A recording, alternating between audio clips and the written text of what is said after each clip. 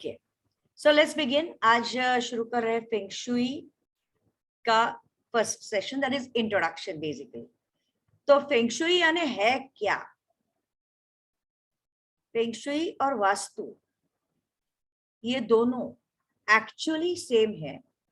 वास्तु जो है, वास्तुशास्त्र इंडिया में इंडियन वास्तुशास्त्र माना गया है, और यही वास्तुशास्त्र जब चाइना से आया तब उसे फेंग शुई माना गया. That's it. अब इंडिया और चाइना कोई ज्यादा दूर तो है नहीं, सोचने की पद्धतियां भी ज्यादा अलग नहीं है, लेकिन वास्तुशास्त्र, एक भारतीय वास्तुशास्त्र और चाइनी वास्तुशास्त्र फेंग शुई, इसमें फर्क सिर्फ इतना है कि जहां तक हम जानते हैं, आम आदमी जानता है कि इंडियन वास्तुशास्त्र में हमें बोला जाता है कि दिशाओं का और जो कुछ प्रमाण है, it's very strict, and that means if there is something wrong, काहीतरी गडबड असेल, तो you have to make the structural changes. और ये फेंग शुई में स्ट्रक्चरल चेंजेस के बगैर हम चीजों को ठीक रख सकते हैं. एवढी साधी गोष्ट आहे त्याच्यात. No structural changes required. कारण बऱ्याच वेळेला कसं होतं की देर आर थिंग्स वेन अगदी चुकीच्या ठिकाणी काही काही गोष्टी असतात. I would always say one thing की there are a few situations ज्या की आपल्या वास्तुशास्त्रामध्ये आहेत, जिथे you will always and necessarily find major problems if those things are there. For example, southwest is a direction where it is a sort of direction for the relationships and all. म्हणजे तुमची bedroom south west मध्ये असली पाहिजे, but उसी south west जगह पे यदि तुम्हारा किचन होगा तो दो प्रॉब्लम होती है. एक तो उस घर के अंदर रहने वाले लोगों के रिलेशनशिप्स की तो वाट लगी होती है, कारण रिलेशन मध्ये तर कायम आगी लागत असतात, किचन मध्ये आगी लागतात तशा. आणि दुसरं, द मेन पर्सन्स, की पर्सन्स इन दॅट हाऊस, त्यांना कायम खूप मोठे आजार होत असतात. So if you find a continuously, किसी घर में कंटिन्यूअसली कोई बीमारी चल रही है, तो किसी को देखे बगैर हम जान सकते हैं कि इस घर के अंदर, इस बंदे के घर में किचन साउथ वेस्ट में हो. बाय डिफॉल्ट पता चलता है. अशा ठिकाणी आपल्याला सांगावं लागतं की बाबा किचनची जागा बदला. These are the extreme situations. But इसके अलावा फेंग शुई में हम स्ट्रक्चरल चेंजेस नहीं सजेस्ट करते. तो हमारे रेमेडीज क्या होते हैं? भाई अमुक एक कलर के पर्दे यूज करो, या दीवार पे अमुक एक टाइप का पिक्चर टांग दो, या फलाने प्लांट्स लगा दो, या किसी जगह पे क्रिस्टल्स रख दो. That kind of simple remedies. या तुम्हारा सोफा या जो भी चेयर्स है उनका कलर ये रहने दो, घर के फर्निचर का. आता अशा टाइपच्या चेंजेसनी ultimately you are going to beautify the house. You are not going to add unnecessary things. Yes, there are many people who are into feng shui. वो लोग करते क्या है कि कंसल्टेशन के लिए गए कि तुम्हारे हाथ में ये लंबी लिस्ट थमा देंगे, इतनी यहाँ पे ये पिरामिड डालो, इतना बड़ा ठप्पा पिरामिड का डाल दो, ये लाफिंग बुद्धा डालो, ये अमुक एक चीज डालो, ये फ्रेम डालो, फलाना डालो. एज इट इज भाई, घर में इतना सारा फर्नीचर, इतना सारा सामान है, उसमें और ये कंसल्टेशन के लिए गए, कंसल्टेशन का 11-15 हजार लिया और बाद में 50-60 हजार का सामान चिपका दिया. और वो करके होता क्या है, क्या पता क्या होता है.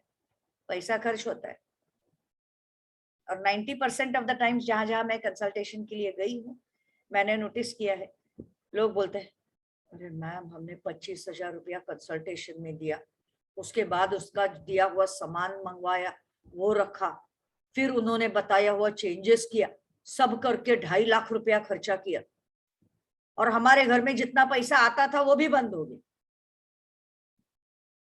अब बताओ क्या करें। तो ये ऐसी स्थितियां जो होती है, इनसे बचने के लिए फेंग शुई काम करती है। तो इवन इफ मैं अगर फेंग शुई सिखा रही हूं, तो मैं केवल फेंग शुई नहीं सिखाने वाली हूँ, मैं फेंग शुई और भारतीय वास्तु इसका बैलेंस करके अल्टीमेटली तुम्हारे अपने घर में तुम्हारी वास्तु कैसे अच्छी बनाओगी, और उस वास्तु के जरिए ऑल राउंड हैप्पीनेस घर के हर सदस्य के लिए हम कैसे ला सकते हैं। That is the thing we have to check, right. Tell me one thing, normal course में घर में हर किसी को क्या चाहिए होता है? Yes. Happiness. Happiness. Is it only happiness or something more? Prosperity. Prosperity. Peace, prosperity. हाँ. And more? What more? एक हो गया happiness, दूसरा हो गया prosperity. Then Peace. peace. Okay. Good relationships. Good relationships. Correct. Then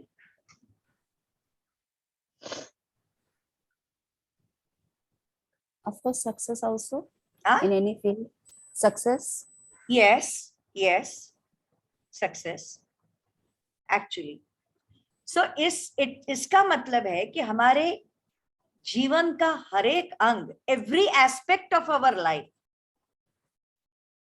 should be appropriately nourished. बात सही है? Yes.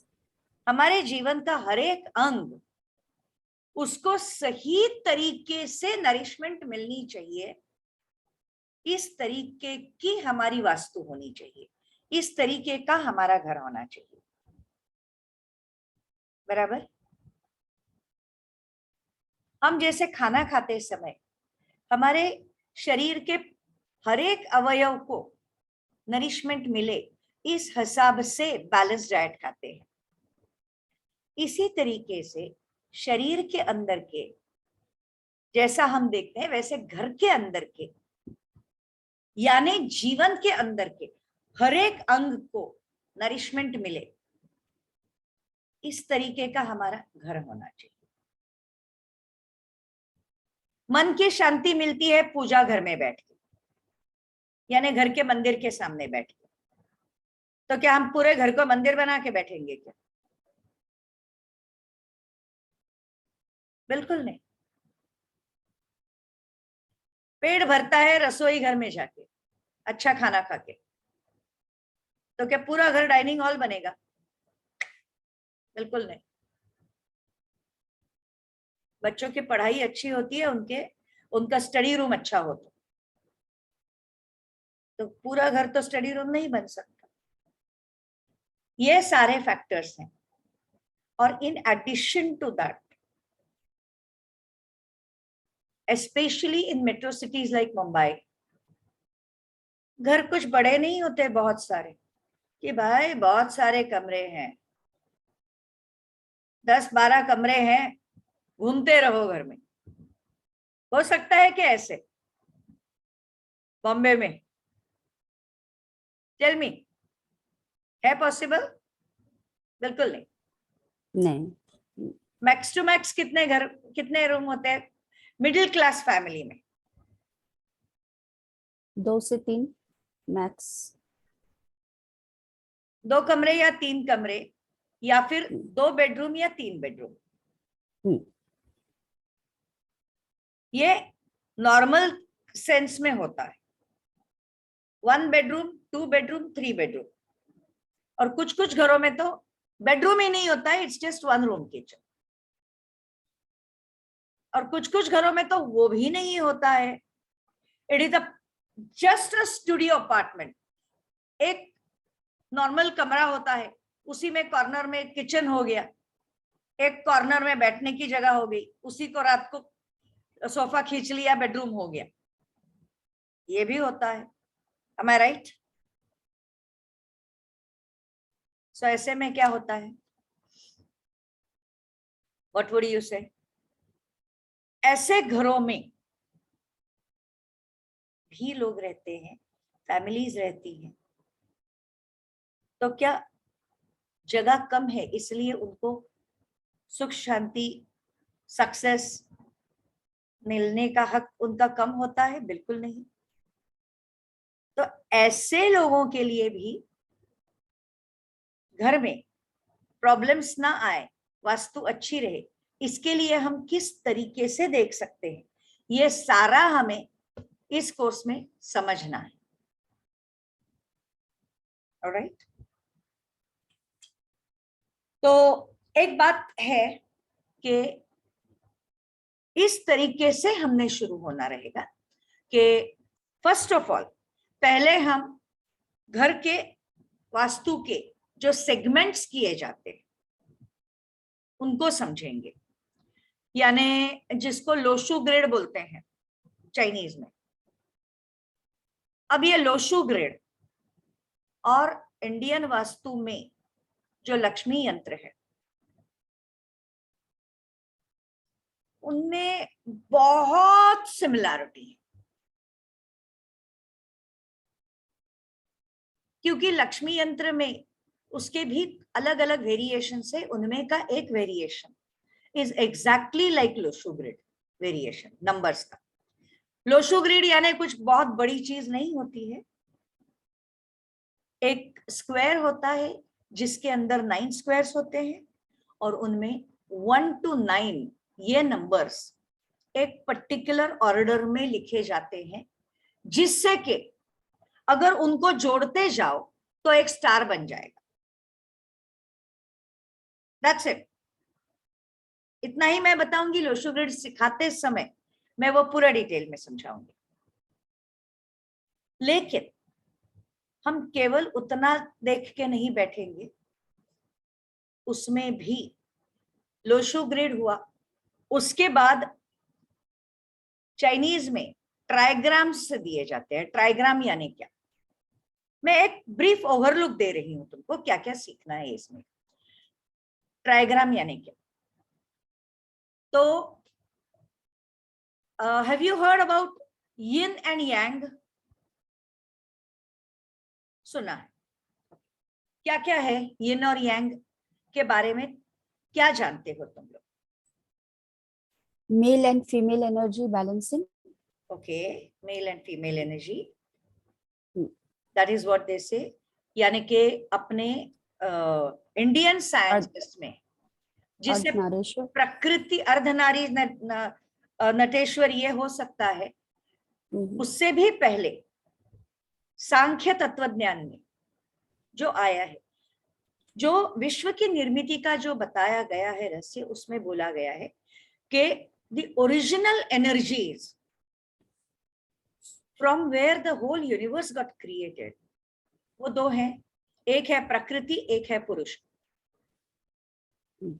जब पुरुष एनर्जी प्रकृति में रिफ्लेक्ट होती है, उसके बाद प्रकृति इवॉल्व करने लगती है, और जब प्रकृति का इवोल्यूशन चालू होता है, उसके बाद में पहले महत की निर्मिति होती है, बाद में अहंकार की निर्मिति होती है, बाद में त्रिगुणों की निर्मिति होती है, सत्व रजस तमस की, उनके बाद में पंच तन्मात्राएं आती हैं यानी 5 सटल एलिमेंट्स, और उसके बाद में आते हैं पंच महाभूत, और उसके बाद में विश्व की निर्मिति शुरू होती है। ये पूरी ऑर्डर बताई गई है हमारे सांख्य तत्वज्ञान में, which is of course written about 8 to 10,000 years back, maybe. Now the thing is, ये जो सारा है यही है मेल फीमेल एनर्जी, यही है यिन यांग। यानी जब हम यिन यांग के बारे में बात कर रहे हैं तो ये बिल्कुल नहीं समझना है कि हम केवल चाइनीज सीख रहे हैं। No, it is definitely because everywhere technically speaking चीजें वही हैं, बताने का तरीका अलग है, राइट? फॉर एक्झाम्पल, कौवे को हम हिंदी में कौवा बोलते हैं, मराठी मध्ये आपण त्याला कावळा म्हणतो, लहान मुलं त्याला काऊ म्हणतात, आणि इंग्लिश मध्ये it is called as crow. है तो वही चीज ना, right? It's like that. So ultimately we are understanding the energies, but why we are using the Chinese platform is only because the way in which things are put into that वो ज्यादा समझने के लिए आसान तरीका है। That's all, इसके अलावा कुछ भी नहीं। Get that? तो coming to yin yang, यिन और यांग, इन दोनों को दिखाया जाता है दो तरीकों से। एक सिंबॉलिक फॉर्म में दिखाते समय स्ट्रेट लाइन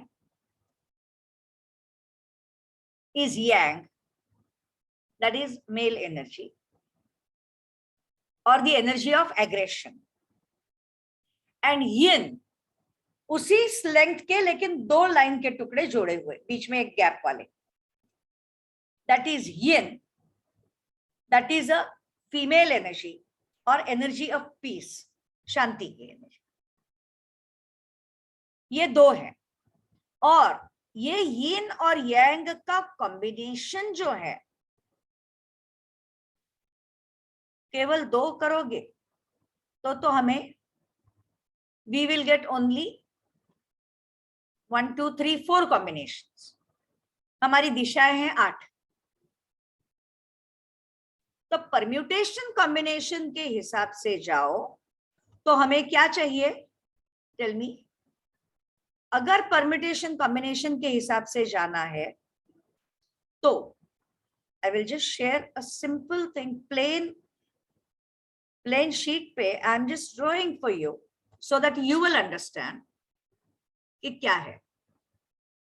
ओके, हम केवल यिन और यांग को ड्रॉ करेंगे समझने के लिए। ओके, ये क्या हुआ? ये एक simple line, this is the energy of yang, और इसी को हमने,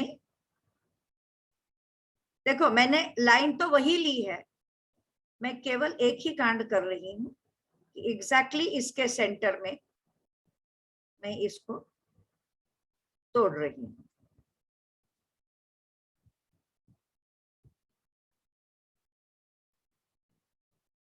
That's it.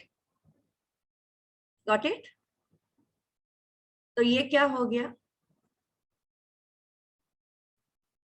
This becomes yang and this becomes yin.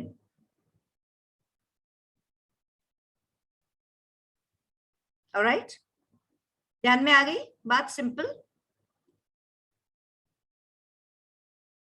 अब अगर हमने कॉम्बिनेशंस देखने हैं तो समझो कि ये दो चीजें हैं, बराबर? तो टू मल्टीप्लाइड बाय 2 यानी देयर विल बी 4 कॉम्बिनेशंस। मैं मैथमेटिक्स का परम्यूटेशन कॉम्बिनेशन दे रही हूं। ओके, और यही अगर 2 मल्टीप्लाइड बाय 2 मल्टीप्लाइड बाय 2 यानी 2⁻3, it will become 8. करेक्ट? हमें कितने चाहिए? हमारी दिशाएं कितनी है? 8 दिशाएं हैं normally, east, west, north, south, south east, south west, north east, north west. ये बेसिक 8 दिशाएं हैं। और 2 दिशाएं हैं, they are very very important, लेकिन उनका विचार हम बाद में करेंगे। कौन सी 2 दिशाएं हैं? एक ऊर्ध्व दिशा और एक अधो दिशा, अप एंड डाउन। इसीलिए हम बोलते हैं दश दिशा। लेकिन दश दिशाओं में यहां पे हम केवल अष्ट दिशाओं का अभ्यास कर रहे हैं, ये बात पक्की ध्यान में। तो this you got one thing. अब ये कॉम्बिनेशंस बनने हैं, तो ये कैसे बनते हैं ये हम देखेंगे ट्राइग्राम्स में। ओके, तो ये तरीके से हम ट्राइग्राम्स देखते हैं। फिर कौन सी डायरेक्शन में या घर के कौन से सेगमेंट में यिन ज्यादा होना है, कहां पे यांग ज्यादा होना है, उसके हिसाब से हम उन ट्राइग्राम्स को प्लेस करना सीखते हैं। और वैसा वो है कि नहीं वो चेक करते हैं। तो ये ट्राइग्राम्स का प्लेसमेंट का तरीका जो होता है, it is not Lo Shu, it is called Pakua. So that you will be understanding. और ये क्या हो गया, लोशु और पकवा भी हो गया। It is irrespective of direction. ये सारा केवल एंट्रेंस के हिसाब से होता है। सो ये केवल एंट्रेंस के हिसाब से देखने वाला जो साइंस है, that is generally taught as a basic feng shui. और ये जो basic feng shui, that is also called as black hat. Basic feng shui के बाद हम जाते हैं कंपास स्कूल में।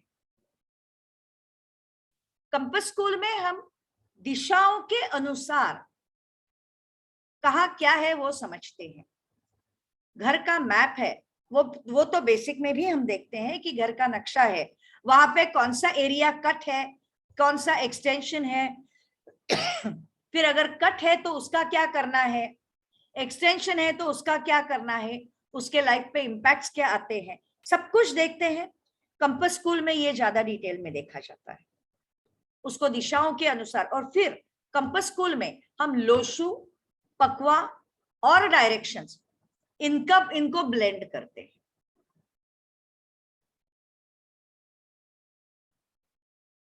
इसके साथ साथ ये सब करने के पहले हमने और एक चीज समझनी है। कौन सी? हम नसीब को बहुत इंपॉर्टेंस देते हैं, राइट? हर कोई अपना नसीब जानना चाहता है, बदलना चाहता है, बुरा है तो। ये बात तो लोगों को समझ में नहीं आती है कि भाई रात को अंधेरा हो गया तो पैनिक होने की जरूरत क्या है। शांति रखो ना, थोड़ी देर के बाद सुबह तो होने ही वाली है, वो किधर जाने वाली है। लेकिन वो लोग शांति नहीं रख सकते तो पैनिक हो जाते हैं। इसलिए उनको नसीब बदलना होता है, क्योंकि वो रात के अंधेरे को या प्रॉब्लम को परमानेंट पकड़ के बैठ जाते हैं। तो ऐसे लोग क्या नसीब, मेरे नसीब में क्या है जानना चाहते हैं। लेकिन अपार्ट फ्रॉम दैट मैं इतना ही बोलूंगी कि नसीब जो होता है वो भी हमारा 3 टाइप का होता है। एक होता है जो ऊपर से आया हुआ है, यानी जो भाग्य में लिखा है व्हाटएवर। दूसरा जो है वो हम खुद बनाते हैं। और तीसरा जो है वो उस वास्तु से आता है जिसमें हम रहते हैं।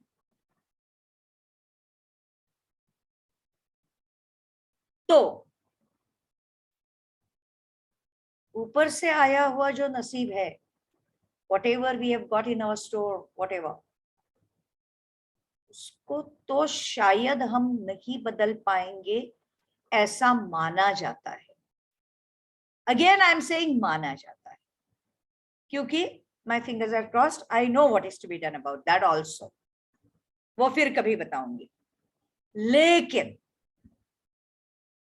हम क्या कर सकते हैं, इस पे हमारा कंट्रोल है ही है, मगर फेंग शुई में हम हमारी जमीन से यानी हमारी वास्तु से आने वाला नसीब, उसे कैसे बदल सकते हैं, इसका हम डिटेल में अभ्यास करने वाले, और वो करेंगे हम जब हम पहला यानी फर्स्ट लेवल यानी ब्लैक हैट सीखेंगे और कंपास स्कूल सीखेंगे। उसके बाद हम हर एक की डेट ऑफ बर्थ से तुम्हारा खुद का कुआ नंबर ढूंढेंगे, जिसको that is a third level of feng shui, जिसको बोला जाता है 9 स्टार की और जिसको बोला जाता है फ्लाइंग स्टार्स। उसके हिसाब से ये नंबर्स की मूवमेंट कैसे होगी, तुम्हारा अपना नंबर क्या है, ये नंबर्स की मूवमेंट कैसी होगी, एंड उसके अनुसार कौन से टाइम पे यानी कौन से दिनों में तुमने तुम्हारा लक अच्छा करने के लिए घर की कौन सी जगह पे क्या करना चाहिए, ये सारे सजेशंस उसमें आएंगे 9 स्टार की में। तो we are going to do all this normal course में। It is going to be पता नहीं, लंबा कोर्स नहीं होता, लेकिन फीस बहुत ज्यादा लगाते हैं लोग। केवल ब्लैक हैट को ही आई थिंक 5-6 हजार लेते हैं लोग, but that is okay. Now the thing is we are going to do all these 3 levels, black hat, compass school and flying stars. ये सारा हम करने वाले हैं इन 20 दिनों में, and that too with practicals. So आज का खाली I will give you a small work to be done for yourself is, तुम सब लोग अपने अपने घर का रफ मैप बना के, नक्शा बना के अपने पास रख दो डायरेक्शंस के समेत, ओके? और दूसरा एक नोट डाउन करके रखो कि तुम्हारे घर में जो जो लोग हैं उन सब के डेट ऑफ बर्थ तुम्हारे साथ रेडी रखो, जो आगे जाके काम आएंगे, अभी नहीं, ओके? कल से हम शुरू करेंगे लोशू से, ब्लैक हैट से नहीं, लोशू से भी नहीं शुरू करेंगे, हम पहले शुरू हो जाएंगे लक के factors, okay? So is that clear?